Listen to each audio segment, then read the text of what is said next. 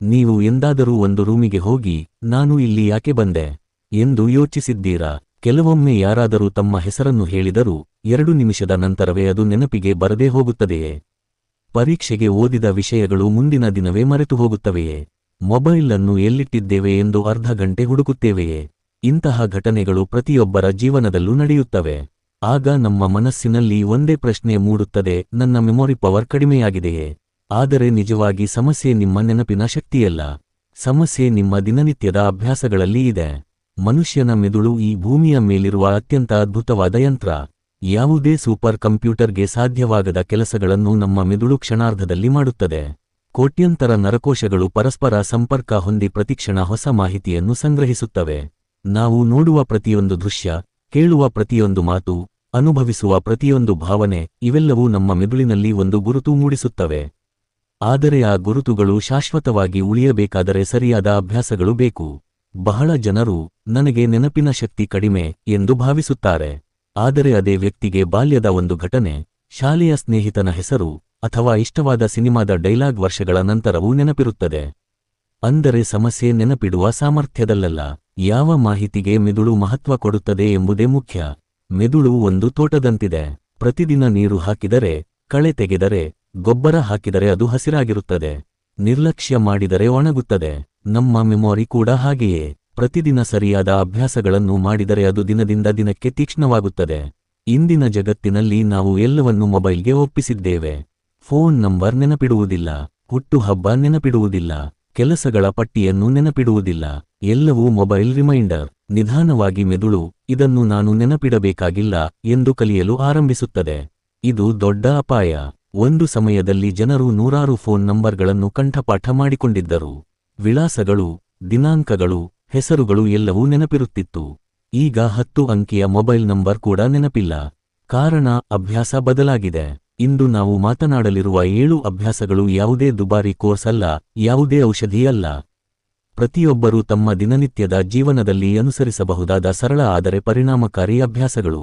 ಮೊದಲ ಅಭ್ಯಾಸ, ಸಾಕಷ್ಟು ನಿದ್ರೆ. ಬಹಳ ಜನರು ನಾನು ಕಡಿಮೆ ನಿದ್ರೆ ಮಾಡುತ್ತೇನೆ, ಆದರೂ ಚೆನ್ನಾಗಿದ್ದೇನೆ ಎಂದು ಹೇಳುತ್ತಾರೆ. ಆದರೆ ನಮ್ಮ ಮೆದುಳು ಅದನ್ನು ಒಪ್ಪುವುದಿಲ್ಲ. ದಿನವಿಡೀ ನಾವು ಕಲಿತ ಮಾಹಿತಿಯನ್ನು ರಾತ್ರಿ ನಿದ್ರೆಯ ಸಮಯದಲ್ಲಿ ಮೆದುಳು ವ್ಯವಸ್ಥಿತವಾಗಿ ಜೋಡಿಸುತ್ತದೆ. ಯಾವ ಮಾಹಿತಿ ಮುಖ್ಯ, ಯಾವುದನ್ನು ಉಳಿಸಬೇಕು, ಯಾವುದನ್ನು ತೆಗೆದುಹಾಕಬೇಕು ಎಂದು ನಿರ್ಧರಿಸುತ್ತದೆ. ಒಬ್ಬ ವಿದ್ಯಾರ್ಥಿ ಇಡೀ ರಾತ್ರಿ ಜಾಗರಣೆ ಮಾಡಿ ಓದಿದರೆ, ಮರುದಿನ ಪರೀಕ್ಷೆಯಲ್ಲಿ ಓದಿದ ವಿಷಯ ನೆನಪಿಗೆ ಬರದೇ ಹೋಗುವ ಸಾಧ್ಯತೆ ಹೆಚ್ಚು. ಅದೇ ವ್ಯಕ್ತಿ ಚೆನ್ನಾಗಿ ನಿದ್ರೆ ಮಾಡಿ ಓದಿದ್ದರೆ, ಮಾಹಿತಿಯನ್ನು ಹೆಚ್ಚು ಸುಲಭವಾಗಿ ನೆನಪಿಸಿಕೊಳ್ಳಬಹುದು. ನೀವು ಹೊಸ ಭಾಷೆ ಕಲಿಯುತ್ತಿದ್ದೀರಾ, ಹೊಸ ಕೌಶಲ್ಯ ಕಲಿಯುತ್ತಿದ್ದೀರಾ, ಪುಸ್ತಕ ಓದುತ್ತಿದ್ದೀರಾ, ಇವೆಲ್ಲವೂ ನಿಮ್ಮ ಮೆದುಳಿನಲ್ಲಿ ಶಾಶ್ವತವಾಗಿ ಉಳಿಯಬೇಕಾದರೆ ಉತ್ತಮ ನಿದ್ರೆ ಅತ್ಯಗತ್ಯ. 1 ದಿನ ಅಥವಾ 2 ದಿನ ನಿದ್ರೆ ಕಡಿಮೆಯಾದರೆ ಕೂಡ ಗಮನ ಕಡಿಮೆಯಾಗುತ್ತದೆ. ಸಣ್ಣ ವಿಷಯಗಳನ್ನು ಮರೆತುಬಿಡುತ್ತೇವೆ. ತಲೆ ಭಾರವಾಗಿರುತ್ತದೆ, ಏಕಾಗ್ರತೆ ಕುಸಿಯುತ್ತದೆ. ಇದು ಕೇವಲ ಆಯಾಸವಲ್ಲ, ಮೆದುಳಿನ ಕಾರ್ಯಕ್ಷಮತೆ ಕಡಿಮೆಯಾಗುತ್ತಿರುವ ಸಂಕೇತ. ಆದ್ದರಿಂದ ಪ್ರತಿದಿನ ಒಂದೇ ಸಮಯಕ್ಕೆ ಮಲಗುವ ಅಭ್ಯಾಸ ಬೆಳೆಸಿಕೊಳ್ಳಿ. ಮಲಗುವ ಮುನ್ನ ಕನಿಷ್ಠ 1 ಗಂಟೆ ಮೊಬೈಲ್ ಬಳಕೆ ಕಡಿಮೆ ಮಾಡಿ. ಶಾಂತ ವಾತಾವರಣದಲ್ಲಿ ನಿದ್ರೆ ಮಾಡಿ. ಉತ್ತಮ ನಿದ್ರೆ ನಿಮ್ಮ ಮೆಮೊರಿ ಪವರ್ಗೆ ಉಚಿತ ಔಷಧಿಯಂತಿದೆ. 2ನೇ ಅಭ್ಯಾಸ, ಧ್ಯಾನ ಮತ್ತು ಏಕಾಗ್ರತೆ ಅಭ್ಯಾಸ. ಬಹಳ ಜನರು ಓದುತ್ತಿರುವಾಗ 5 ನಿಮಿಷಕ್ಕೊಮ್ಮೆ ಮೊಬೈಲ್ ನೋಡುತ್ತಾರೆ. ಒಂದು ಕೆಲಸ ಮಾಡುತ್ತಾ ಮತ್ತೊಂದು ಕೆಲಸದ ಬಗ್ಗೆ ಯೋಚಿಸುತ್ತಾರೆ. ಮೆದುಳಿಗೆ ಒಂದೇ ಸಮಯದಲ್ಲಿ 10 ದಿಕ್ಕಿನಿಂದ ಮಾಹಿತಿ ಬರುತ್ತಿರುತ್ತದೆ. ಆಗ ಯಾವುದನ್ನೂ ಸರಿಯಾಗಿ ಸಂಗ್ರಹಿಸಲು ಸಾಧ್ಯವಾಗುವುದಿಲ್ಲ. ನೀವು ಯಾವುದನ್ನಾದರೂ ನೆನಪಿಡಬೇಕಾದರೆ ಮೊದಲು ಅದಕ್ಕೆ ಸಂಪೂರ್ಣ ಗಮನ ಕೊಡಬೇಕು. ಗಮನವೇ ಇಲ್ಲದಿದ್ದರೆ ನೆನಪು ಹೇಗೆ ಬರುತ್ತದೆ? ಒಂದು ಉದಾಹರಣೆ ನೋಡಿ. ಯಾರಾದರೂ ನಿಮ್ಮನ್ನು ಪರಿಚಯಿಸಿಕೊಂಡು ತಮ್ಮ ಹೆಸರನ್ನು ಹೇಳುತ್ತಾರೆ. ಆದರೆ ಆ ಸಮಯದಲ್ಲಿ ನಿಮ್ಮ ಮನಸ್ಸು ಬೇರೆ ಯೋಚನೆಯಲ್ಲಿ ಇದ್ದರೆ 2 ನಿಮಿಷದ ನಂತರ ಅವರ ಹೆಸರು ಮರೆತು ಹೋಗುತ್ತದೆ. ಏಕೆಂದರೆ ನಿಮ್ಮ ಮೆದುಳು ಆ ಮಾಹಿತಿಯನ್ನು ಸರಿಯಾಗಿ ದಾಖಲಿಸಲೇ ಇಲ್ಲ. ಧ್ಯಾನ ಎಂದರೆ ಕೇವಲ ಕಣ್ಣು ಮುಚ್ಚಿ ಕುಳಿತುಕೊಳ್ಳುವುದಲ್ಲ. ಪ್ರತಿದಿನ 10 ನಿಮಿಷ ಉಸಿರಾಟದ ಮೇಲೆ ಗಮನ ಕೊಡುವುದು ಕೂಡ ಧ್ಯಾನವೇ. ಇದರಿಂದ ಮನಸ್ಸು ಶಾಂತವಾಗುತ್ತದೆ, ಏಕಾಗ್ರತೆ ಹೆಚ್ಚುತ್ತದೆ, ಹೊಸ ಮಾಹಿತಿಯನ್ನು ನೆನಪಿಡುವ ಸಾಮರ್ಥ್ಯ ಉತ್ತಮವಾಗುತ್ತದೆ. ಬಹಳ ದೊಡ್ಡ ವಿಜ್ಞಾನಿಗಳು, ಲೇಖಕರು, ಕ್ರೀಡಾಪಟುಗಳು ಮತ್ತು ಯಶಸ್ವಿ ಉದ್ಯಮಿಗಳು ಧ್ಯಾನವನ್ನು ತಮ್ಮ ದಿನಚರಿಯ ಭಾಗವನ್ನಾಗಿ ಮಾಡಿಕೊಂಡಿದ್ದಾರೆ. ಕಾರಣ, ಶಾಂತ ಮನಸ್ಸು ಹೆಚ್ಚು ಪರಿಣಾಮಕಾರಿಯಾಗಿ ಕೆಲಸ ಮಾಡುತ್ತದೆ. ನೀವು ಇಂದು ಒಂದು ಸಣ್ಣ ಪ್ರಯೋಗ ಮಾಡಿ. 5 ನಿಮಿಷ ಯಾವುದೇ ಅಡಚಣೆ ಇಲ್ಲದೆ ಒಂದು ಪುಟ ಓದಿ. ನಂತರ ಆ ಪುಟದಲ್ಲಿ ಏನಿತ್ತು ಎಂದು ನೆನಪಿಸಿಕೊಳ್ಳಿ. ಈಗ ಅದೇ ಕೆಲಸವನ್ನು ಮೊಬೈಲ್ ನೋಟಿಫಿಕೇಶನ್ ಬರುತ್ತಿರುವಾಗ ಮಾಡಿ. ಯಾವಾಗ ಹೆಚ್ಚು ನೆನಪಿರುತ್ತದೆ ಎಂದು ನೀವೇ ಗಮನಿಸಿ. ನಿಮ್ಮ ಮೆಮೊರಿ ಪವರ್ ಹೆಚ್ಚಿಸಲು ಮೊದಲು ನಿಮ್ಮ ಗಮನವನ್ನು ನಿಯಂತ್ರಿಸಬೇಕು. ಗಮನ ಇರುವಲ್ಲಿ ನೆನಪು ಹುಟ್ಟುತ್ತದೆ. ಗಮನ ಇಲ್ಲದಿದ್ದರೆ ಮಾಹಿತಿ ಕ್ಷಣಾರ್ಧದಲ್ಲಿ ಕಣ್ಮರೆಯಾಗುತ್ತದೆ. ನಮ್ಮ ಮಿದುಳು ಒಂದು ಕಾರಿನ ಇಂಜಿನ್ನಂತಿದೆ. ಉತ್ತಮ ಇಂಧನ ಹಾಕಿದರೆ ಕಾರು ವರ್ಷಗಳ ಕಾಲ ಚೆನ್ನಾಗಿ ಓಡುತ್ತದೆ. ಆದರೆ ಕಳಪೆ ಇಂಧನ ಹಾಕಿದರೆ ಅದರ ಕಾರ್ಯಕ್ಷಮತೆ ಕುಸಿಯುತ್ತದೆ. ಇದೇ ನಿಯಮ ನಮ್ಮ ಮೆದುಳಿಗೂ ಅನ್ವಯಿಸುತ್ತದೆ. ನಾವು ಪ್ರತಿದಿನ ಏನು ತಿನ್ನುತ್ತೇವೋ ಅದರ ಪರಿಣಾಮ ನೇರವಾಗಿ ನಮ್ಮ ನೆನಪಿನ ಶಕ್ತಿ, ಏಕಾಗ್ರತೆ ಮತ್ತು ಯೋಚನಾ ಸಾಮರ್ಥ್ಯದ ಮೇಲೆ ಬೀಳುತ್ತದೆ. ಮೂರನೇ ಅಭ್ಯಾಸ, ಮೆದುಳಿಗೆ ಶಕ್ತಿ ನೀಡುವ ಆಹಾರ. ಬಹಳ ಜನರು ಹೊಟ್ಟೆ ತುಂಬಿದರೆ ಸಾಕು ಎಂದು ಊಟ ಮಾಡುತ್ತಾರೆ. ಆದರೆ ಮೆದುಳಿಗೆ ಬೇಕಾದ ಪೋಷಕಾಂಶಗಳು ಸಿಗುತ್ತಿವೆಯೇ ಎಂಬುದನ್ನು ಯೋಚಿಸುವುದಿಲ್ಲ. ನೀವು ಬೆಳಗ್ಗೆ ಎದ್ದ ತಕ್ಷಣ ಚಹಾ ಅಥವಾ ಕಾಫಿ ಕುಡಿದು ದಿನ ಆರಂಭಿಸುತ್ತೀರಾ. ಮಧ್ಯಾಹ್ನ ಜಂಕ್ ಫುಡ್, ಸಂಜೆ ತಂಪು ಪಾನೀಯ, ರಾತ್ರಿ ತುಂಬಾ ಎಣ್ಣೆಯ ಆಹಾರ. ಹೀಗೆ ಮುಂದುವರಿದರೆ ದೇಹ ಮಾತ್ರವಲ್ಲ, ಮೆದುಳು ನಿಧಾನವಾಗಿ ಆಯಾಸಗೊಳ್ಳುತ್ತದೆ. ಮೆದುಳಿಗೆ ನಿರಂತರ ಶಕ್ತಿ ಬೇಕಾಗುತ್ತದೆ. ಆದ್ದರಿಂದ ಪೌಷ್ಟಿಕ ಆಹಾರ ಅತ್ಯಗತ್ಯ. ಬಾದಾಮಿ, ವಾಲ್ನಟ್, ಕಡಲೆಕಾಯಿ, ಹಸಿರು ಸೊಪ್ಪು, ಹಣ್ಣುಗಳು, ಮೊಟ್ಟೆ, ಬೇಳೆ, ಹಾಲು, ಮೀನು ತಿನ್ನುವವರು, ಸಂಪೂರ್ಣ ಧಾನ್ಯಗಳು ಇವು ಮೆದುಳಿನ ಆರೋಗ್ಯಕ್ಕೆ ಸಹಾಯಕ. ಇದರ ಅರ್ಥ ದುಬಾರಿ ಆಹಾರವೇ ಬೇಕು ಎಂದಲ್ಲ. ನಮ್ಮ ಮನೆಯಲ್ಲೇ ಸಿಗುವ ಸರಳ ಮತ್ತು ಸಮತೋಲಿತ ಆಹಾರವು ಸಾಕಷ್ಟು ಸಹಾಯ ಮಾಡುತ್ತದೆ. ಇನ್ನೊಂದು ಮುಖ್ಯ ವಿಷಯ ನೀರು. ನಮ್ಮ ದೇಹದಲ್ಲಿ ನೀರಿನ ಕೊರತೆಯಾದರೆ ಮೆದುಳಿನ ಕಾರ್ಯಕ್ಷಮತೆಯು ಕುಸಿಯಬಹುದು.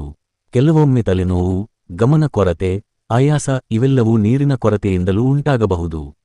ಆದ್ದರಿಂದ ದಿನವಿಡೀ ಸಾಕಷ್ಟು ನೀರು ಕುಡಿಯುವ ಅಭ್ಯಾಸ ಬೆಳೆಸಿಕೊಳ್ಳಿ. ಸಕ್ಕರೆಯ ಪರಿಣಾಮ. ತುಂಬಾ ಸಿಹಿ ಪದಾರ್ಥಗಳನ್ನು ಪದೇ ಪದೇ ಸೇವಿಸಿದರೆ ಕೆಲವರಿಗೆ ತಾತ್ಕಾಲಿಕವಾಗಿ ಶಕ್ತಿ ಹೆಚ್ಚಿದಂತೆ ಅನಿಸಬಹುದು. ಆದರೆ ಸ್ವಲ್ಪ ಸಮಯದ ನಂತರ ಮತ್ತೆ ಆಯಾಸ ಮತ್ತು ಗಮನ ಕೊರತೆ ಕಾಣಿಸಬಹುದು. ಆದ್ದರಿಂದ ನಿರಂತರ ಜಂಕ್ ಫುಡ್ಗಿಂತ ಸಮತೋಲಿತ ಆಹಾರವೇ ಉತ್ತಮ. ನಾಲ್ಕನೇ ಅಭ್ಯಾಸ, ಪ್ರತಿದಿನ ದೈಹಿಕ ವ್ಯಾಯಾಮ. ಬಹಳ ಜನರು ಮೆಮೊರಿ ಪವರ್ ಹೆಚ್ಚಿಸಬೇಕಾದರೆ ಪುಸ್ತಕ ಓದಿದರೆ ಸಾಕು ಎಂದುಕೊಳ್ಳುತ್ತಾರೆ. ಆದರೆ ನಿಜವಾಗಿ ದೇಹ ಚಲಿಸಿದಾಗ ಮೆದುಳು ಹೆಚ್ಚು ಚುರುಕಾಗಿ ಕೆಲಸ ಮಾಡುತ್ತದೆ. ಪ್ರತಿದಿನ ಕನಿಷ್ಠ 20ರಿಂದ 30 ನಿಮಿಷ ವೇಗವಾಗಿ ನಡೆಯುವುದು, ಓಡುವುದು, ಸೈಕಲ್ ಓಡಿಸುವುದು ಅಥವಾ ಸರಳ ವ್ಯಾಯಾಮ ಮಾಡುವುದು ಮೆದುಳಿಗೆ ಉತ್ತಮ. ವ್ಯಾಯಾಮ ಮಾಡಿದಾಗ ದೇಹದಲ್ಲಿ ರಕ್ತ ಸಂಚಾರ ಹೆಚ್ಚುತ್ತದೆ. ಅದರೊಂದಿಗೆ ಮೆದುಳಿಗೂ ಹೆಚ್ಚು ಆಮ್ಲಜನಕ ಮತ್ತು ಪೋಷಕಾಂಶಗಳು ತಲುಪುತ್ತವೆ. ನೀವು ಗಮನಿಸಿರಬಹುದು, ಬೆಳಗ್ಗೆ ವಾಕಿಂಗ್ ಮಾಡಿದ ದಿನ ಮನಸ್ಸು ಹಗುರವಾಗಿರುತ್ತದೆ. ಕೆಲಸ ಮಾಡುವ ಉತ್ಸಾಹ ಹೆಚ್ಚಿರುತ್ತದೆ. ಏಕಾಗ್ರತೆಯೂ ಉತ್ತಮವಾಗಿರುತ್ತದೆ. ವ್ಯಾಯಾಮ ಕೇವಲ ದೇಹದ ತೂಕ ಕಡಿಮೆ ಮಾಡಲು ಮಾತ್ರವಲ್ಲ, ಅದು ಮೆದುಳಿನ ಕಾರ್ಯಕ್ಷಮತೆಯನ್ನು ಉತ್ತಮಗೊಳಿಸಲು ಸಹಾಯ ಮಾಡುತ್ತದೆ. ಪ್ರತಿದಿನ ಸಣ್ಣ ಸವಾಲು ಕೊಡಿ. ಮೆದುಳು ಕೂಡ ಒಂದು ಸ್ನಾಯುವಿನಂತೆ. ಬಳಸಿದಷ್ಟು ಅದು ಚುರುಕಾಗುತ್ತದೆ. ಪ್ರತಿದಿನ ಹೊಸದಾಗಿ ಏನಾದರೂ ಕಲಿಯಿರಿ. ಒಂದು ಹೊಸ ಕನ್ನಡ ಅಥವಾ ಇಂಗ್ಲಿಷ್ ಪದ, ಒಂದು ಹೊಸ ಗಣಿತದ ಸೂತ್ರ, ಒಂದು ಹೊಸ ಇತಿಹಾಸದ ಘಟನೆ, ಒಂದು ಹೊಸ ಕವನದ ಸಾಲು. ಈ ರೀತಿಯಾಗಿ ಪ್ರತಿದಿನ ಹೊಸ ಮಾಹಿತಿಯನ್ನು ಕಲಿಯುವ ಅಭ್ಯಾಸ ಮೆದುಳನ್ನು ಸಕ್ರಿಯವಾಗಿರಿಸುತ್ತದೆ. ಮೊಬೈಲ್ ಮೇಲಿನ ಅತಿಯಾದ ಅವಲಂಬನೆ ಕಡಿಮೆ ಮಾಡಿ. ಇಂದು ಯಾವುದೇ ಮಾಹಿತಿ ಬೇಕಾದರೂ ತಕ್ಷಣ ಗೂಗಲ್ ಮಾಡುತ್ತೇವೆ. ಆದರೆ ಪ್ರತಿಯೊಂದನ್ನು ಹುಡುಕುವ ಅಭ್ಯಾಸ ಬೆಳೆಸಿಕೊಂಡರೆ ಮೆದುಳು ಸ್ವತಃ ನೆನಪಿಡುವ ಪ್ರಯತ್ನವನ್ನು ಕಡಿಮೆ ಮಾಡಬಹುದು. ಒಮ್ಮೆ ಫೋನ್ ನಂಬರ್ ಅನ್ನು ಮನಸ್ಸಿನಲ್ಲೇ ನೆನಪಿಡಲು ಪ್ರಯತ್ನಿಸಿ. ಶಾಪಿಂಗ್ ಲಿಸ್ಟ್ ಅನ್ನು ಬರೆಯುವ ಮೊದಲು ಮನಸ್ಸಿನಲ್ಲಿ ಪುನರಾವರ್ತಿಸಿ. ಸ್ನೇಹಿತರ ಜನ್ಮದಿನವನ್ನು ಮೊಬೈಲ್ ನೋಡದೆ ನೆನಪಿಸಿಕೊಳ್ಳಲು ಪ್ರಯತ್ನಿಸಿ. ಇಂತಹ ಸಣ್ಣ ಅಭ್ಯಾಸಗಳು ಮೆದುಳಿಗೆ ಉತ್ತಮ ವ್ಯಾಯಾಮ. ಒಂದು ಸಣ್ಣ ಪ್ರಯೋಗ ಮಾಡಿ. ಇಂದು ರಾತ್ರಿ ಮಲಗುವ ಮುನ್ನ ನಿಮ್ಮ ದಿನದಲ್ಲಿ ನಡೆದ 5 ಘಟನೆಗಳನ್ನು ನೆನಪಿಸಿಕೊಳ್ಳಿ. ಬೆಳಿಗ್ಗೆ ಮೊದಲಿಗೆ ಏನು ಮಾಡಿದ್ದೀರಿ, ಯಾರ ಜೊತೆ ಮಾತನಾಡಿದ್ದೀರಿ, ಮಧ್ಯಾಹ್ನ ಏನು ತಿಂದಿರಿ, ಇಂದು ಯಾವ ಕೆಲಸ ಹೆಚ್ಚು ಸಮಯ ತೆಗೆದುಕೊಂಡಿತು, ಇಂದು ನೀವು ಹೊಸದಾಗಿ ಏನು ಕಲಿತೀರಿ. ಆರಂಭದಲ್ಲಿ ಕಷ್ಟವಾಗಬಹುದು, ಆದರೆ ಕೆಲವು ದಿನಗಳಲ್ಲಿ ನಿಮ್ಮ ನೆನಪಿನ ಶಕ್ತಿ ಸ್ಪಷ್ಟವಾಗಿ ಉತ್ತಮವಾಗುತ್ತಿರುವುದನ್ನು ಗಮನಿಸಬಹುದು. ಬಹಳ ಜನರು ನನ್ನ ವಯಸ್ಸು ಹೆಚ್ಚಾಗಿದೆ, ಈಗ ಮೆಮೊರಿ ಹೆಚ್ಚುವುದಿಲ್ಲ ಎಂದುಕೊಳ್ಳುತ್ತಾರೆ. ಆದರೆ ಸತ್ಯವೇನೆಂದರೆ, ಸರಿಯಾದ ಜೀವನಶೈಲಿ, ಉತ್ತಮ ಆಹಾರ, ವ್ಯಾಯಾಮ ಮತ್ತು ನಿರಂತರ ಮಾನಸಿಕ ಅಭ್ಯಾಸಗಳಿಂದ ಯಾವುದೇ ವಯಸ್ಸಿನಲ್ಲೂ ನೆನಪಿನ ಸಾಮರ್ಥ್ಯವನ್ನು ಉತ್ತಮಗೊಳಿಸಲು ಸಾಧ್ಯ. ಇಲ್ಲಿಯವರೆಗೆ ನಾವು ಉತ್ತಮ ನಿದ್ರೆ, ಧ್ಯಾನ, ಪೌಷ್ಟಿಕ ಆಹಾರ ಮತ್ತು ದೈಹಿಕ ವ್ಯಾಯಾಮದ ಮಹತ್ವವನ್ನು ತಿಳಿದುಕೊಂಡೆವು. ಆದರೆ ಹಲವರು ಒಂದು ಪ್ರಶ್ನೆ ಕೇಳುತ್ತಾರೆ, ನಾನು ಓದುತ್ತೇನೆ, ಆದರೆ 2 ದಿನಗಳ ನಂತರ ಎಲ್ಲವೂ ಮರೆತು ಹೋಗುತ್ತದೆ. ಹಾಗಾದರೆ ಏನು ಮಾಡಬೇಕು? ಇದಕ್ಕೆ ಉತ್ತರವೇ ಇಂದು ನಾವು ನೋಡಲಿರುವ 5ನೇ ಅಭ್ಯಾಸ. 5ನೇ ಅಭ್ಯಾಸ, ಸ್ಪೇಸ್ಡ್ ರೆಪಿಟಿಷನ್, ಸರಿಯಾದ ಪುನರಾವರ್ತನೆ. ಹೆಚ್ಚಿನ ಜನರು ಒಂದು ದೊಡ್ಡ ತಪ್ಪು ಮಾಡುತ್ತಾರೆ. ಒಂದು ವಿಷಯವನ್ನು 3 ಗಂಟೆ ಓದುತ್ತಾರೆ, ನಂತರ ಒಂದು ವಾರ ಅದನ್ನು ನೋಡಲೇ ಇಲ್ಲ. ನಂತರ ಪರೀಕ್ಷೆಯ ಹಿಂದಿನ ದಿನ ಮತ್ತೆ ಓದುತ್ತಾರೆ. ಇದು ಮೆದುಳಿಗೆ ತುಂಬಾ ಕಷ್ಟದ ವಿಧಾನ. ಮೆದುಳು ಹೊಸ ಮಾಹಿತಿಯನ್ನು ಉಳಿಸಿಕೊಳ್ಳಬೇಕಾದರೆ ಅದನ್ನು ಸಮಯಕ್ಕೆ ತಕ್ಕಂತೆ ಮತ್ತೆ ನೆನಪಿಸಬೇಕು. ಒಂದು ಉದಾಹರಣೆ ನೋಡಿ. ನೀವು ಇಂದು ಒಂದು ಹೊಸ ಇಂಗ್ಲಿಷ್ ಪದ ಕಲಿತಿದ್ದೀರಿ ಎಂದುಕೊಳ್ಳಿ. ಒಮ್ಮೆ ಮಾತ್ರ ಓದಿದರೆ ನಾಳೆ ಅದನ್ನು ಮರೆತು ಬಿಡುವ ಸಾಧ್ಯತೆ ಹೆಚ್ಚು. ಆದರೆ ಇಂದು ಒಂದು ಬಾರಿ, ನಾಳೆ ಮತ್ತೊಮ್ಮೆ, 3 ದಿನಗಳ ನಂತರ ಮತ್ತೊಮ್ಮೆ, 1 ವಾರದ ನಂತರ ಮತ್ತೊಮ್ಮೆ ನೋಡಿದರೆ ಆ ಪದವು ದೀರ್ಘಕಾಲ ನೆನಪಿನಲ್ಲಿ ಉಳಿಯುವ ಸಾಧ್ಯತೆ ಹೆಚ್ಚುತ್ತದೆ. ಇದನ್ನೇ ಸ್ಪೇಸ್ಡ್ ರೆಪಿಟಿಷನ್ ಎಂದು ಕರೆಯುತ್ತಾರೆ. ಅಂದರೆ ಒಂದೇ ದಿನ 10 ಬಾರಿ ಓದುವುದಕ್ಕಿಂತ ಬೇರೆ ಬೇರೆ ದಿನಗಳಲ್ಲಿ ಸ್ವಲ್ಪ ಸ್ವಲ್ಪ ಪುನರಾವರ್ತನೆ ಮಾಡುವುದು ಹೆಚ್ಚು ಪರಿಣಾಮಕಾರಿ. ಮೆದುಳು ಹೇಗೆ ಕಲಿಯುತ್ತದೆ? ಮೊದಲ ಬಾರಿ ಓದಿದಾಗ ಮಾಹಿತಿ ದುರ್ಬಲವಾಗಿ ಸಂಗ್ರಹವಾಗುತ್ತದೆ. 2ನೇ ಬಾರಿ ಅದು ಗಟ್ಟಿಯಾಗಲು ಆರಂಭಿಸುತ್ತದೆ. 3ನೇ ಬಾರಿ ಮೆದುಳು ಈ ಮಾಹಿತಿ ಮುಖ್ಯ ಎಂದು ಗುರುತಿಸುತ್ತದೆ. 4ನೇ ಬಾರಿ ಅದು ದೀರ್ಘಕಾಲದ ನೆನಪಿನ ಭಾಗವಾಗುವ ಸಾಧ್ಯತೆ ಹೆಚ್ಚುತ್ತದೆ. ಆದ್ದರಿಂದ ಓದಿದ ತಕ್ಷಣ ಮರೆತು ಹೋಗುವುದು ಸಾಮಾನ್ಯ. ಅದಕ್ಕಾಗಿ ಪುನರಾವರ್ತನೆ ಅತ್ಯಗತ್ಯ. ಬರೆಯುವ ಅಭ್ಯಾಸ. ಬಹಳ ಜನರು ಓದುತ್ತಾರೆ, ಆದರೆ ಬರೆಯುವುದಿಲ್ಲ. ಇದು ದೊಡ್ಡ ತಪ್ಪು. ನೀವು ಓದಿದ ವಿಷಯವನ್ನು ನಿಮ್ಮದೇ ಮಾತುಗಳಲ್ಲಿ ಒಂದು ಹಾಳೆಯ ಮೇಲೆ ಬರೆಯಲು ಪ್ರಯತ್ನಿಸಿ. ಬರೆಯುವಾಗ ಯಾವ ವಿಷಯ ನೆನಪಿದೆ, ಯಾವುದು ಮರೆತು ಹೋಗಿದೆ ಎಂಬುದು ತಕ್ಷಣ ಗೊತ್ತಾಗುತ್ತದೆ. ಬರೆಯುವುದು ಮೆದುಳಿಗೆ ಇನ್ನಷ್ಟು ಬಲವಾದ ಅಭ್ಯಾಸ. ಇತರರಿಗೆ ಹೇಳಿಕೊಡಿ. ಒಂದು ವಿಷಯವನ್ನು ನಿಜವಾಗಿಯೂ ಕಲಿಯಬೇಕಾದರೆ ಅದನ್ನು ಇನ್ನೊಬ್ಬರಿಗೆ ವಿವರಿಸಿ. ಉದಾಹರಣೆಗೆ, ನೀವು ಇಂದು ಒಂದು ವಿಜ್ಞಾನ ವಿಷಯ ಕಲಿತಿದ್ದರೆ ಸಂಜೆ ನಿಮ್ಮ ಸ್ನೇಹಿತನಿಗೆ ಅಥವಾ ಮನೆಯವರಿಗೆ ಅದನ್ನು ಸರಳವಾಗಿ ವಿವರಿಸಿ. ಅವರ ಪ್ರಶ್ನೆಗಳಿಗೆ ಉತ್ತರಿಸುವಾಗ ನಿಮ್ಮ ಮೆದುಳು ಮಾಹಿತಿಯನ್ನು ಮತ್ತೆ ಹುಡುಕುತ್ತದೆ. ಇದರಿಂದ ಆ ವಿಷಯ ಇನ್ನಷ್ಟು ಗಟ್ಟಿಯಾಗಿ ನೆನಪಿನಲ್ಲಿ ಉಳಿಯುತ್ತದೆ. 6ನೇ ಅಭ್ಯಾಸ, ವಿಜುವಲೈಸೇಷನ್, ಕಲ್ಪನೆಯ ಶಕ್ತಿ. ನಮ್ಮ ಮೆದುಳು ಪದಗಳಿಗಿಂತ ಚಿತ್ರಗಳನ್ನು ಹೆಚ್ಚು ಚೆನ್ನಾಗಿ ನೆನಪಿಡುತ್ತದೆ. ನೀವು ಆನೆ ಎಂಬ ಪದ ಕೇಳಿದರೆ ಮೊದಲು ಪದ ನೆನಪಾಗುತ್ತದೆಯೇ? ಇಲ್ಲ, ಮೊದಲು ದೊಡ್ಡ ಆನೆಯ ಚಿತ್ರವೇ ಮನಸ್ಸಿನಲ್ಲಿ ಮೂಡುತ್ತದೆ. ಇದು ನಮ್ಮ ಮೆದುಳಿನ ಸ್ವಭಾವ. ಆದ್ದರಿಂದ ಯಾವುದೇ ವಿಷಯವನ್ನು ಚಿತ್ರವಾಗಿ ಕಲ್ಪಿಸಿಕೊಂಡರೆ ಅದು ಹೆಚ್ಚು ದಿನ ನೆನಪಿರುತ್ತದೆ. ಒಂದು ಉದಾಹರಣೆ. ನೀವು ಖರೀದಿಗೆ ಹೋಗಬೇಕಾಗಿದೆ. ನಿಮಗೆ ಹಾಲು, ಸೇಬು, ಅಕ್ಕಿ, ಸಾಬೂನು ಮತ್ತು ಬಾಳೆಹಣ್ಣು ಬೇಕು. ಪಟ್ಟಿಯನ್ನು ಕಂಠಪಾಠ ಮಾಡುವ ಬದಲು ಮನಸ್ಸಿನಲ್ಲಿ ಒಂದು ಚಿತ್ರ ರಚಿಸಿ. ಒಂದು ದೊಡ್ಡ ಬಾಳೆಹಣ್ಣು ಹಾಲಿನ ಬಕೆಟ್ನಲ್ಲಿ ಈಜುತ್ತಿದೆ. ಅದರ ಮೇಲೆ ಒಂದು ಸೇಬು ಕುಳಿತಿದೆ. ಅಕ್ಕಿಯ ಗುಡ್ಡದ ಮೇಲೆ ಸಾಬೂನು ನೃತ್ಯ ಮಾಡುತ್ತಿದೆ. ಇದು ಸ್ವಲ್ಪ ವಿಚಿತ್ರವಾಗಿ ಕಾಣಬಹುದು, ಆದರೆ ವಿಚಿತ್ರ ಚಿತ್ರಗಳನ್ನು ಮೆದುಳು ಸುಲಭವಾಗಿ ನೆನಪಿಡುತ್ತದೆ. ಅದಕ್ಕಾಗಿ ಮೆಮರಿ ಚಾಂಪಿಯನ್ಸ್ ಈ ವಿಧಾನವನ್ನು ಬಳಸುತ್ತಾರೆ. ಕಥೆ ಮಾಡಿ ನೆನಪಿಡಿ. 5 ವಿಷಯಗಳನ್ನು ಪ್ರತ್ಯೇಕವಾಗಿ ನೆನಪಿಡುವುದು ಕಷ್ಟ, ಆದರೆ ಅವುಗಳನ್ನು ಒಂದು ಕಥೆಯಾಗಿ ಜೋಡಿಸಿದರೆ ಸುಲಭ. ಉದಾಹರಣೆಗೆ, ಒಬ್ಬ ಹುಡುಗ ಶಾಲೆಗೆ ಹೋಗುತ್ತಿದ್ದ. ಮಾರ್ಗದಲ್ಲಿ ಒಂದು ನಾಯಿ ಸಿಕ್ಕಿತು. ನಾಯಿ ಒಂದು ಚೆಂಡನ್ನು ಹಿಡಿದುಕೊಂಡಿತ್ತು. ಅವರು ಇಬ್ಬರು ಉದ್ಯಾನವನಕ್ಕೆ ಹೋದರು. ಅಲ್ಲಿ ಒಂದು ದೊಡ್ಡ ಮರದ ಕೆಳಗೆ ಕುಳಿತರು. ಈ ಕಥೆಯನ್ನು ನೆನಪಿಟ್ಟರೆ ಅದರಲ್ಲಿರುವ ಎಲ್ಲ ವಿಷಯಗಳು ಸುಲಭವಾಗಿ ನೆನಪಾಗುತ್ತವೆ. ಹೆಸರನ್ನು ನೆನಪಿಡುವ ವಿಧಾನ. ಹೊಸ ವ್ಯಕ್ತಿಯನ್ನು ಭೇಟಿಯಾದಾಗ ಅವರ ಹೆಸರನ್ನು 2 ಅಥವಾ 3 ಬಾರಿ ಸಂಭಾಷಣೆಯಲ್ಲೇ ಬಳಸಿ. ಉದಾಹರಣೆಗೆ, ನಮಸ್ಕಾರ ರಮೇಶ್. ರಮೇಶ್, ನೀವು ಎಲ್ಲಿಂದ ಬಂದಿದ್ದೀರಿ? ಸರಿ ರಮೇಶ್, ಮತ್ತೆ ಭೇಟಿಯಾಗೋಣ. ಇದರಿಂದ ಮೆದುಳು ಆ ಹೆಸರನ್ನು ಹೆಚ್ಚು ಸುಲಭವಾಗಿ ಸಂಗ್ರಹಿಸುತ್ತದೆ. ನಿಮ್ಮ ಮೆದುಳನ್ನು ಸೋಮಾರಿಯಾಗಲು ಬಿಡಬೇಡಿ. ಪ್ರತಿ ಸಣ್ಣ ವಿಷಯಕ್ಕೂ ಮೊಬೈಲ್ ಬಳಸಬೇಡಿ. ಸರಳ ಲೆಕ್ಕಾಚಾರವನ್ನು ಮನಸ್ಸಿನಲ್ಲೇ ಮಾಡಿ. ಸ್ನೇಹಿತರ ಫೋನ್ ನಂಬರ್ ನೆನಪಿಡಲು ಪ್ರಯತ್ನಿಸಿ. ರಸ್ತೆಯ ಹೆಸರನ್ನು ಗಮನಿಸಿ. ನೋಡಿದ ವ್ಯಕ್ತಿಯ ಮುಖವನ್ನು ನೆನಪಿಸಿಕೊಳ್ಳಿ. ಈ ಸಣ್ಣ ಅಭ್ಯಾಸಗಳೇ ದೊಡ್ಡ ಬದಲಾವಣೆಯನ್ನು ತರುತ್ತವೆ. ಒಂದು ದಿನದಲ್ಲಿ ನಿಮ್ಮ ಮೆಮರಿ ಪವರ್ ಹೆಚ್ಚಾಗುವುದಿಲ್ಲ, ಆದರೆ ಪ್ರತಿದಿನ ಕೇವಲ 20 ರಿಂದ 30 ನಿಮಿಷ ಈ ಅಭ್ಯಾಸಗಳನ್ನು ಮಾಡಿದರೆ ಕೆಲವೇ ವಾರಗಳಲ್ಲಿ ನೀವು ವ್ಯತ್ಯಾಸವನ್ನು ಅನುಭವಿಸಲು ಪ್ರಾರಂಭಿಸುತ್ತೀರಿ. ಹಿಂದೆ ಮರೆತು ಹೋಗುತ್ತಿದ್ದ ವಿಷಯಗಳು ಈಗ ಸ್ಪಷ್ಟವಾಗಿ ನೆನಪಾಗುತ್ತವೆ. ಓದಿದ ವಿಷಯವನ್ನು ಹೆಚ್ಚು ದಿನ ನೆನಪಿಡಲು ಸಾಧ್ಯವಾಗುತ್ತದೆ. ಗಮನ ಮತ್ತು ಏಕಾಗ್ರತೆ ಎರಡೂ ಉತ್ತಮವಾಗುತ್ತವೆ. ಇಲ್ಲಿಯವರೆಗೆ ನಾವು 6 ಅತ್ಯಂತ ಪರಿಣಾಮಕಾರಿ ಅಭ್ಯಾಸಗಳ ಬಗ್ಗೆ ತಿಳಿದುಕೊಂಡೆವು. ಆದರೆ ಈಗ ನಾವು ನೋಡಲಿರುವ 7ನೇ ಅಭ್ಯಾಸ ಉಳಿದ ಎಲ್ಲ ಅಭ್ಯಾಸಗಳನ್ನು ಇನ್ನಷ್ಟು ಪರಿಣಾಮಕಾರಿಯಾಗಿಸುವ ಒಂದು ಪ್ರಮುಖ ಅಂಶವಾಗಿದೆ. ಕೆಲವರು ದಿನವಿಡೀ ಓದುತ್ತಾರೆ, ಹಲವಾರು ಪುಸ್ತಕಗಳನ್ನು ಓದುತ್ತಾರೆ, ಹೊಸ ವಿಷಯಗಳನ್ನು ಕಲಿಯುತ್ತಾರೆ. ಆದರೆ ಕೆಲವು ದಿನಗಳ ನಂತರ ಕೇಳಿದರೆ ಏನು ಓದಿದ್ದೆ ಎಂಬುದೇ ನೆನಪಿರುವುದಿಲ್ಲ. ಇದಕ್ಕೆ ಮುಖ್ಯ ಕಾರಣ ಮೆದುಳಿಗೆ ಸರಿಯಾದ ವಿಶ್ರಾಂತಿ ಮತ್ತು ಒತ್ತಡದ ನಿಯಂತ್ರಣ ಸಿಗದಿರುವುದು. 7ನೇ ಅಭ್ಯಾಸ, ಒತ್ತಡ, ಸ್ಟ್ರೆಸ್ ನಿಯಂತ್ರಿಸಿ. ನೀವು ಪರೀಕ್ಷೆಗೆ ಓದುತ್ತಿದ್ದೀರಿ ಎಂದು ಊಹಿಸಿ. ಎಲ್ಲವೂ ಚೆನ್ನಾಗಿ ನೆನಪಿದೆ, ಆದರೆ ಪರೀಕ್ಷೆ ಶುರುವಾದ ತಕ್ಷಣ ಆತಂಕ ಶುರುವಾಗುತ್ತದೆ. ಹೃದಯ ಬಡಿತ ವೇಗವಾಗುತ್ತದೆ, ಕೈಗಳಲ್ಲಿ ಬೆವರು ಬರುತ್ತದೆ. ಆಗ ಚೆನ್ನಾಗಿ ಓದಿದ ಉತ್ತರಗಳು ನೆನಪಿಗೆ ಬರದೇ ಹೋಗುತ್ತವೆ. ಇದಕ್ಕೆ ಕಾರಣ ನಿಮ್ಮ ಬುದ್ಧಿವಂತಿಕೆ ಕಡಿಮೆ ಅಲ್ಲ, ಅತಿಯಾದ ಒತ್ತಡ. ನಮ್ಮ ಮೆದುಳು ಹೆಚ್ಚು ಒತ್ತಡದಲ್ಲಿದ್ದಾಗ ಮಾಹಿತಿಯನ್ನು ನೆನಪಿಗೆ ತರಲು ಕಷ್ಟವಾಗಬಹುದು. ಆದ್ದರಿಂದ ಶಾಂತ ಮನಸ್ಸು ಉತ್ತಮ ನೆನಪಿನ ಶಕ್ತಿಗೆ ಅತ್ಯಗತ್ಯ. ಒತ್ತಡವನ್ನು ಕಡಿಮೆ ಮಾಡುವ ಸರಳ ವಿಧಾನಗಳು: ಪ್ರತಿದಿನ 10 ನಿಮಿಷ ಆಳವಾದ ಉಸಿರಾಟ ಮಾಡಿ.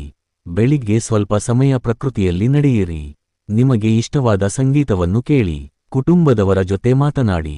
ನಗಿರಿ. ಕೆಲವೊಮ್ಮೆ ಒಂದು ಸಣ್ಣ ನಗು ಕೂಡ ಮನಸ್ಸಿನ ಒತ್ತಡವನ್ನು ಕಡಿಮೆ ಮಾಡುತ್ತದೆ. ಮೆಮೊರಿಯನ್ನು ಹಾಳು ಮಾಡುವ 10 ಕೆಟ್ಟ ಅಭ್ಯಾಸಗಳು. ಇದೀಗ ಹಲವರು ಪ್ರತಿದಿನ ಮಾಡುವ ತಪ್ಪುಗಳನ್ನು ನೋಡೋಣ. 1. ನಿದ್ರೆ ಕಡಿಮೆ ಮಾಡುವುದು. ಕಡಿಮೆ ನಿದ್ರೆ ಕಡಿಮೆ ನೆನಪಿನ ಶಕ್ತಿ. 2. ದಿನವಿಡೀ ಮೊಬೈಲ್ ಸ್ಕ್ರೋಲ್ ಮಾಡುವುದು. ಪ್ರತಿ 5 ಸೆಕೆಂಡಿಗೆ ಹೊಸ ವಿಡಿಯೋ ನೋಡಿದರೆ ಮೆದುಳಿನ ಗಮನ ಚದುರಬಹುದು. 3. ಒಂದೇ ಸಮಯದಲ್ಲಿ ಹಲವು ಕೆಲಸಗಳು. ಟಿವಿ ನೋಡುತ್ತಾ ಓದುವುದು, ಮೊಬೈಲ್ ಬಳಸುತ್ತಾ ಓದುವುದು, ಸಂಗೀತ ಕೇಳುತ್ತಾ ಲೆಕ್ಕ ಹಾಕುವುದು. ಇವು ಏಕಾಗ್ರತೆಯನ್ನು ಕಡಿಮೆ ಮಾಡಬಹುದು. 4. Junk food. ಅತಿಯಾದ ಎಣ್ಣೆ ಮತ್ತು ಸಕ್ಕರೆ ಇರುವ ಆಹಾರವನ್ನು ಪ್ರತಿದಿನ ಸೇವಿಸುವುದು ಆರೋಗ್ಯಕ್ಕೂ ಗಮನಕ್ಕೂ ಒಳ್ಳೆಯದಲ್ಲ. 5. ವ್ಯಾಯಾಮ ಮಾಡದೇ ಇರುವುದು. ದೇಹ ಚಲಿಸದಿದ್ದರೆ ಮೆದುಳು ನಿಧಾನವಾಗಿ ಕೆಲಸ ಮಾಡಬಹುದು. 6. ದಿನವಿಡೀ ಮನೆಯೊಳಗೆ ಇರುವುದು. ಸ್ವಲ್ಪ ಸಮಯ ಹೊರಗೆ ನಡೆಯುವುದು, ಸೂರ್ಯನ ಬೆಳಕು ಪಡೆಯುವುದು ಮನಸ್ಸಿಗೆ ಒಳ್ಳೆಯದು. 7. ಹೊಸದಾಗಿ ಏನನ್ನೂ ಕಲಿಯದಿರುವುದು. ಹೊಸ ವಿಷಯ ಕಲಿಯದ ಮೆದುಳು ನಿಧಾನವಾಗಿ ಸೋಮಾರಿಯಾಗಬಹುದು. 8. ಅತಿಯಾದ ಆತಂಕ. ಪ್ರತಿ ವಿಷಯಕ್ಕೂ ಹೆಚ್ಚು ಚಿಂತೆ ಮಾಡುವುದು ಗಮನವನ್ನು ದುರ್ಬಲಗೊಳಿಸುತ್ತದೆ. 9. ಯಾವಾಗಲೂ ಮೊಬೈಲ್ ಮೇಲೆಯೇ ಅವಲಂಬನೆ. ಪ್ರತಿ ಸಂಖ್ಯೆಯನ್ನು, ಪ್ರತಿಯೊಂದು ಮಾಹಿತಿಯನ್ನು ಮೊಬೈಲ್ನಲ್ಲೇ ಇಟ್ಟುಕೊಂಡರೆ ಮೆದುಳಿಗೆ ಕೆಲಸ ಕಡಿಮೆ ಸಿಗುತ್ತದೆ. 10. ಅಭ್ಯಾಸದಲ್ಲಿ ನಿರಂತರತೆ ಇಲ್ಲದಿರುವುದು. 2 ದಿನ ಅಭ್ಯಾಸ ಮಾಡಿ ನಂತರ ಬಿಡುವುದು ಯಾವುದೇ ಪ್ರಯೋಜನ ನೀಡುವುದಿಲ್ಲ.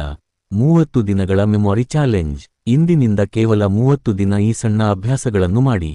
ಚೆಕ್ ಗುರುತು ಬಟನ್ 7 ರಿಂದ 8 ಗಂಟೆ ನಿದ್ರೆ. ಚೆಕ್ ಗುರುತು ಬಟನ್ 20 ನಿಮಿಷ ವ್ಯಾಯಾಮ. ಚೆಕ್ ಗುರುತು ಬಟನ್ 10 ನಿಮಿಷ ಧ್ಯಾನ. ಚೆಕ್ ಗುರುತು ಬಟನ್ ಹೊಸ 5 ವಿಷಯಗಳನ್ನು ಕಲಿಯುವುದು. ಚೆಕ್ ಗುರುತು ಬಟನ್ ಓದಿದ ವಿಷಯವನ್ನು ಬರೆಯುವುದು. ಚೆಕ್ ಗುರುತು ಬಟನ್ ದಿನದ ಕೊನೆಯಲ್ಲಿ ಮುಖ್ಯ ಘಟನೆಗಳನ್ನು ನೆನಪಿಸಿಕೊಳ್ಳುವುದು. ಚೆಕ್ ಗುರುತು ಬಟನ್ ಸಾಕಷ್ಟು ನೀರು ಕುಡಿಯುವುದು. ಒಂದು ನಿಜವಾದ ಸತ್ಯ: ಯಾವುದೇ ವ್ಯಕ್ತಿ ಹುಟ್ಟಿನಿಂದಲೇ ಅದ್ಭುತ ಮೆಮೊರಿ ಹೊಂದಿದ್ದಾನೆ ಎಂದು ನಾವು ಭಾವಿಸುತ್ತೇವೆ. ಆದರೆ ಹೆಚ್ಚಿನ ಸಂದರ್ಭಗಳಲ್ಲಿ ಅವರ ಯಶಸ್ಸಿನ ಹಿಂದೆ ಒಂದು ರಹಸ್ಯ ಇರುತ್ತದೆ. ಅವರು ತಮ್ಮ ಮೆದುಳನ್ನು ಪ್ರತಿದಿನ ಬಳಸುತ್ತಾರೆ. ಅವರು ಹೊಸ ವಿಷಯ ಕಲಿಯುವುದನ್ನು ನಿಲ್ಲಿಸುವುದಿಲ್ಲ. ಅವರು ನಿಯಮಿತವಾಗಿ ಅಭ್ಯಾಸ ಮಾಡುತ್ತಾರೆ. ಅದೇ ಅವರ ಶಕ್ತಿ. ನಿಮ್ಮ ಮೆದುಳು ನಿಮ್ಮ ಜೀವನದ ಅತ್ಯಮೂಲ್ಯ ಸಂಪತ್ತು. ಹಣ ಕಳೆದುಕೊಂಡರೆ ಮತ್ತೆ ಸಂಪಾದಿಸಬಹುದು, ವಸ್ತು ಕಳೆದುಕೊಂಡರೆ ಮತ್ತೆ ಖರೀದಿಸಬಹುದು, ಆದರೆ ಸಮಯ ಮತ್ತು ಕಲಿಕೆಯ ಅವಕಾಶವನ್ನು ಕಳೆದುಕೊಂಡರೆ ಅದನ್ನು ಮರಳಿ ಪಡೆಯುವುದು ಕಷ್ಟ. ಇಂದೇ ನಿರ್ಧಾರ ಮಾಡಿ: ನಾನು ನನ್ನ ಮೆದುಳಿಗೆ ಪ್ರತಿದಿನ ಉತ್ತಮ ಆಹಾರ, ಉತ್ತಮ ವಿಶ್ರಾಂತಿ ಮತ್ತು ಉತ್ತಮ ಅಭ್ಯಾಸಗಳನ್ನು ನೀಡುತ್ತೇನೆ. ಒಂದು ದಿನದಲ್ಲಿ ದೊಡ್ಡ ಬದಲಾವಣೆ ಕಾಣುವುದಿಲ್ಲ, ಆದರೆ 1 ತಿಂಗಳ ನಂತರ ನೀವು ನಿಮ್ಮಲ್ಲೇ ಒಂದು ಹೊಸ ಆತ್ಮವಿಶ್ವಾಸವನ್ನು ಕಾಣುತ್ತೀರಿ. ಓದಿದ ವಿಷಯಗಳು ಹೆಚ್ಚು ಕಾಲ ನೆನಪಿರುತ್ತವೆ. ಗಮನ ಹೆಚ್ಚುತ್ತದೆ. ಕಲಿಯುವ ವೇಗ ಹೆಚ್ಚುತ್ತದೆ. ಜೀವನದ ಪ್ರತಿಯೊಂದು ಕ್ಷೇತ್ರದಲ್ಲೂ ನೀವು ಉತ್ತಮ ನಿರ್ಧಾರಗಳನ್ನು ತೆಗೆದುಕೊಳ್ಳಲು ಪ್ರಾರಂಭಿಸುತ್ತೀರಿ. ನೆನಪಿಡಿ, ಮೆಮರಿ ಪವರ್ ಎನ್ನುವುದು ಜನ್ಮದಿಂದ ಸಿಗುವ ಉಡುಗೊರೆಯಲ್ಲ, ಪ್ರತಿದಿನದ ಸರಿಯಾದ ಅಭ್ಯಾಸಗಳಿಂದ ಬೆಳೆಸಿಕೊಳ್ಳುವ ಒಂದು ಅದ್ಭುತ ಶಕ್ತಿ.